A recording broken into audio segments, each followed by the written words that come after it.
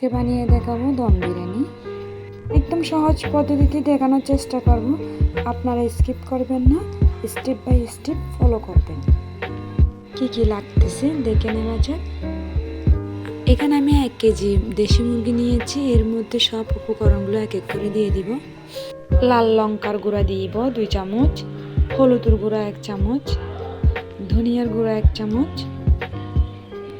যেহেতু বিরিয়ানি রান্না করবে, বিরিয়ানির মশলা অবশ্যই দিতে হবে। আমি 3 চামচ দিচ্ছি। এর মধ্যে জিরার গুঁড়িটাও দিয়ে দিব 1 চামচ। পরিমাণ মতো লবণ দিব। এর মধ্যে আদা বাটা 2 চামচ, রসুন বাটা 3 চামচ। আপনারা বুঝে শুনে দিবেন, আমি 1 কেজি অনুযায়ী দিচ্ছি। এবার আমি আধা কাপের মতো টক দই দিব। টক দইটা দিয়ে ভালো করে মেখে নিচ্ছি। আমি চামচের সাহায্যে মেখে নিচ্ছি। এখানে 3 টেবিল চামচ তেল দিয়ে দিব। ভালো করে মেখে রেস্টে রেখে দিব আধা ঘন্টার জন্য। এই রান্নাটা যদি একটু ভালো লেগে থাকে অবশ্যই সাবস্ক্রাইব করে পাশে থাকবেন। এবার আমি কয়েকটা আলু নিয়েছি, এগুলো পরিষ্কার করে সিদ্ধ বসিয়ে দিব। এর মধ্যে চালগুলো ধুয়ে এগুলো রেস্টে রেখে দিব আধা ঘন্টার জন্য। এর মধ্যে আলুগুলো সিদ্ধ হয়ে গেছে। এবার প্যান বসিয়ে এগুলো এক এক করে ভেজে নেব।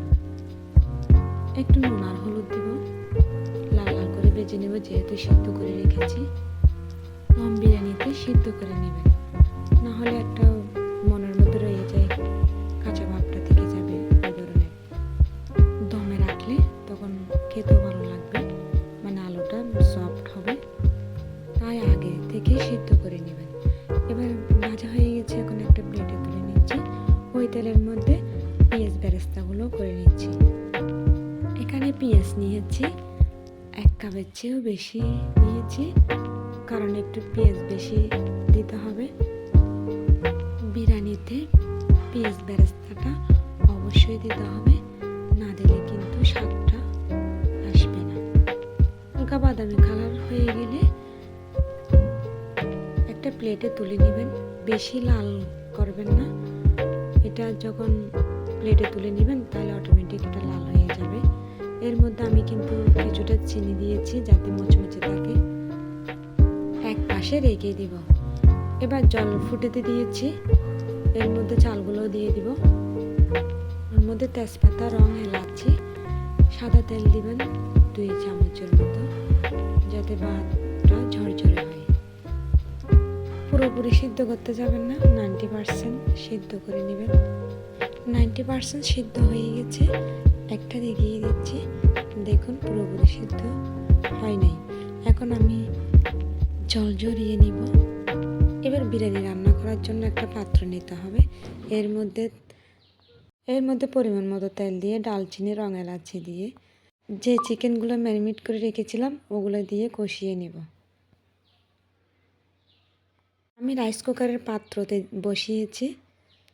4 মিনিটের মতো রান্না করে নেব। এরপর একটা বাটিতে গরম জল নিয়ে নেব। এখানে আমি মিল্ক পাউডার দিয়েছি 3-4 চামচের মতো। মিক্স করে নিয়ে এর মধ্যে ফুড কালার মিক্স করে দিব, যাতে কালারটা সুন্দর হয়। মিক্স করা হয়ে গেছে, এখন এক পাশে রেখে দিচ্ছি। এর মধ্যে চিকেন রান্না শেষ। কয়েকটা কাঁচা লঙ্কা দিয়েছি। সবগুলো চিকেন কিন্তু আমি একটা বাটিতে নিয়ে নিব, আলাদা করে নিচ্ছি। ওই রসাগুলোও একটা বাটিতে নিয়ে নিব। আমি এই পাত্রে বিরিয়ানিগুলো রান্না করে নিব। এবার এক এক করে দিয়ে দিব, রাইসগুলো দিয়ে দিচ্ছি। রাইসটা দেওয়া হয়ে গেলে এখন এখানে পেঁয়াজ বেরেস্তাগুলো দিয়ে দিব। তো যে চিকেনটা তুলে রেখেছি ওটাও দিয়ে দিব। সবগুলো দিব না, কিছুটা রেখে দিব। এর উপরে আরও কিছুটা রাইস ছড়িয়ে দিব। ছড়িয়ে দিয়ে আবারও পেঁয়াজ বেরেস্তাগুলো দিয়ে দিব। এবার আলুগুলো এক এক করে দিয়ে দিচ্ছি। আমি উপরে দিচ্ছি, ডিম ব্যবহার করব যাতে নেওয়ার সময় সুবিধা হয়। পেঁয়াজ বেরেস্তাগুলো সবগুলো দিয়ে দিচ্ছি। এবার আরও কিছুটা রসা রেখেছিলাম ওগুলো দিয়ে দিচ্ছি। আরও কিছুটা রাইস ছড়িয়ে দিব। আমি 3 বার করে দিচ্ছি, আপনারা বড় হাঁড়ি নিলে 2 বার করে দিতে পারবেন। এর মধ্যে আরও কিছুটা চিকেন দিয়ে দিব। এবার যে কালারটা রেখেছিলাম মিল্ক দিয়ে ওটা দিয়ে দিচ্ছি। ফুড কালার দিয়েছি কিন্তু কালারটা সুন্দর আসার জন্য। এবার 2 চামচ উপরে ঘি ছড়িয়ে আধা ঘন্টার জন্য দমে রাখবো।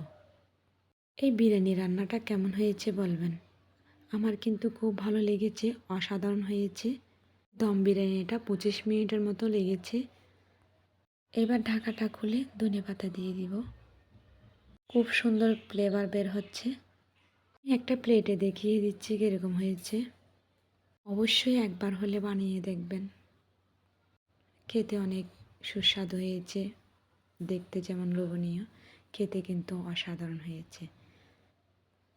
ভিডিওটা কেমন হয়েছে কমেন্টে জানাবেন। যারা আমার ভিডিও দেখতেছেন তাদেরকে অসংখ্য অসংখ্য ধন্যবাদ। আজকে এই পর্যন্ত বিদায় নিচ্ছি। আমি অনন্যা। টাটা।